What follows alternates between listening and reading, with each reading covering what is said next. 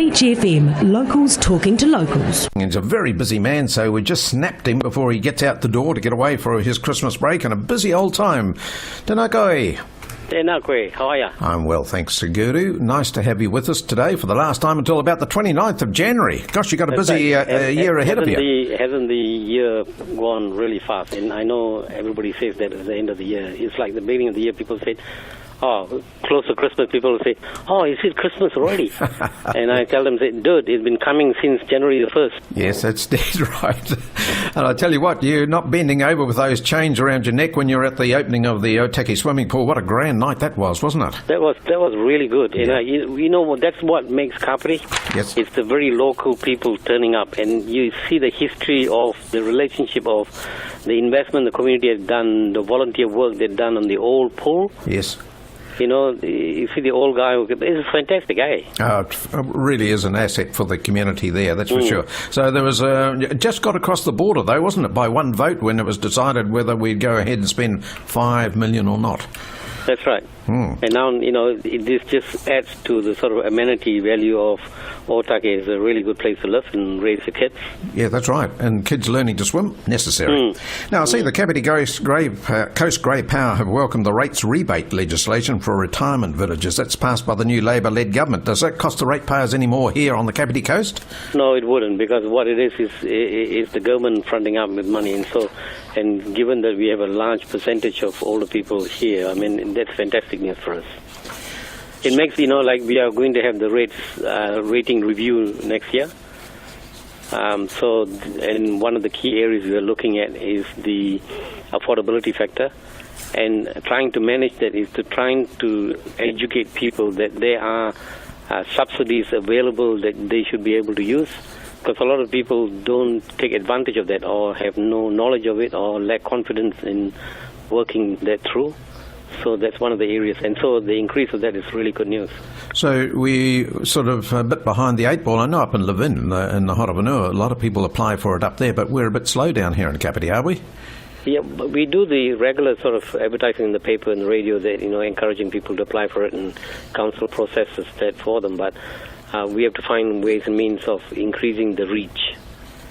Well, that's fantastic. So more publicity and we'll get that out. Now, Hotavanua and Kapiti districts have both shown an increasing number of tourists. Are we getting any funding from the government to help us out in that area? Well, they have a funding regime there where they are trying to help, you know, regional areas with certain projects and stuff like that. We don't quite fall into those areas. They are usually high tourism pressure areas. And we are not quite up in that league. We may be in the future, I don't know. Right, because tourism has got to be a big thing for the Kapiti Coast, hasn't it? Yeah, because we did look at the possibility of the Kapiti Gateway project being able to get funding from that side, but it doesn't fulfill all the, you know, it doesn't tick all the boxes. I see. Well, it's hard to know what they want from us then, because that's one of the major tourist attractions in this area, isn't it? Yeah, but it is not a high pressure area. I mean, there are limited numbers who go across, and it's weather dependent. Yeah. Yeah.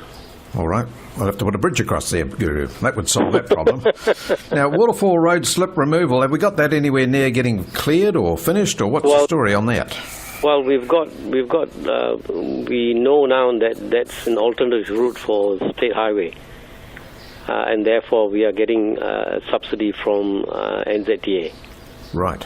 So when will they start that work? I can't tell you off the top of my head on when that's going to happen, but we did discuss that, and it has been ticked off as it will happen. Good. Hopefully. But having said that, I have made sure that particular Waterfall Road, Pakakariki Hill Road, and on the Otaki Gorge Road are put into the Audit and Risk Committee's watch list. Because in the future, these are the areas where you'll have continuing landslips. And at some point, we've got to say, look, how much is it costing us? You know, so we've got to keep an eye on that. Yes, especially that Otaki Gorge Road has cost a fortune, hasn't it? Well, yeah, but it's the Goodman's work down there on the blue, is that called the Blue Cliff or something? The work they've done is holding up really well. Yes. But then you never know. You don't. All right. Now, review of local government elected members' remuneration, long-term proposals. Is that what the government put out, and they decide what you're going to get, and you put your feedback into it, do you? We've got a list of recommendations that have come through from the the local government commission or remuneration people, and we have a set of recommendations how we're going to manage that. I think there were about 12 or 15 different areas, including travel, the actual remuneration.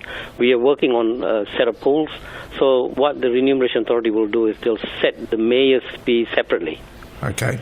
The rest will be a pool of money based on the size of the council, the activities of the council and stuff like that. And then that pool will then be shared, and the council will decide how much that is shared between councillors, chairs, and community boards and stuff. So we have local control over that amount. But they've set aside the mayor's one simply because it's a full-time job. Okay. Yeah, that's fair enough too. So that'll be decided, what, in the new year sometime? Yeah, that's right. It's another lot of stuff to be done next year, mate. Good. Now, have you decided on some names for this old State Highway 1? You're going to have that out before Christmas too, weren't you, at some stage? No. It will happen early next... We're going to have the next briefing in January.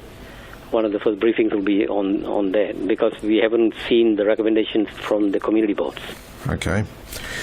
Well, they're a bit slow in getting those in, aren't they? Because it was my wish that this would be slowed down, because we don't want to rush into this. We wanted the community boards to do some of their own recommendations, and further research needed to be done on some of the names put forward by the community board. So, yeah, it was the rush that got us in trouble in the first place. Okay. I know you're in a bit of a rush, but you've got a busy time. You're off to India as an invitation from the Indian government, I believe. Is that right? Yeah, that came as a surprise.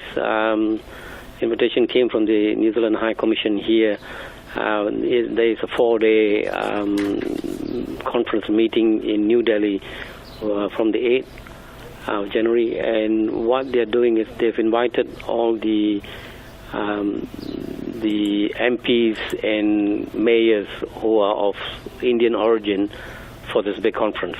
Right. This is the first time they're doing it. It's a sort of a global event. So I thought, well, I've never been to India, so this is going to be a very interesting experience. You've got to take a face mask in New Delhi. Yeah, that's right. I know that even the Pakistan cricket team that when they were coughing up and not being able to play. So it is going to be quite an interesting, and also I think there are 4 others going from here. They are MPs from, I think, the National Party, Labour Party. Well, congratulations on your invitation to get there, Guru, and we look forward at the end of January to hear if you, well, first of all, you get back for a start off, and then if you're able to play cricket for us.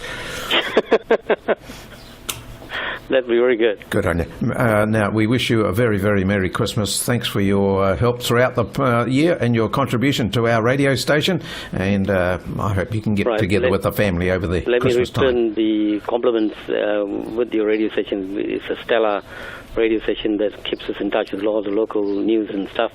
And thank you for the robust interviews that you do. Being a journalist, I appreciate that. And also, I want to wish Merry Christmas to all the emergency services people, the police, the ambulance people, even the council staff who are on standby. They do a tremendous lot of work, eh? They do indeed. Guru, maybe on holiday. Yep, all the very best, and I hope you enjoy your trip to India. Thank you. Bye. Here we are, the Kapiti Mayor. Guru has been invited to get away to India. End of January. He's going to have a couple of weeks break and then off he goes. So it'll be an interesting trip. 106.3 Beach FM.